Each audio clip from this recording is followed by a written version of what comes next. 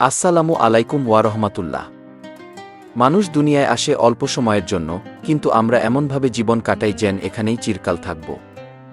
আমরা ব্যস্ত দুনিয়ার কাজে, কিন্তু ভুলে যাই একদিন আমাদের সবাইকে আল্লাহর সামনে দাঁড়াতে হবে। কখনো কি ভেবে দেখেছেন, যে নামাজ আজ ছেড়ে দিচ্ছি সেটাই কিয়ামতের দিন প্রথম প্রশ্ন হবে? যে গুনাহকে ছোট মনে করছি সেটাই হয়তো আমাদের জন্য বড় আফসোস হয়ে দাঁড়াবে। দুনিয়ার সুখ সাময়িক, কিন্তু আখিরাতের জীবন চিরস্থায়ী। মানুষ আমাদের ভুলে যাবে, কিন্তু আল্লাহ আমাদের প্রতিটি কাজ লিখে রাখছেন। তাই আজ থেকেই বদলে যাই। একটু বেশি নামাজ পড়ি, একটু বেশি কুরআন তেলাওয়াত করি, মানুষের সাথে ভালো আচরণ করি। মনে রাখবেন, আল্লাহর দিকে এক কদম এগোলে আল্লাহ আমাদের দিকে রহমতের দরজা খুলে দেন। আসুন আমরা সবাই তওবা করি এবং নতুনভাবে জীবন শুরু করি। আল্লাহ আমাদের সবাইকে হেদায়েত দান করুন। আমিন।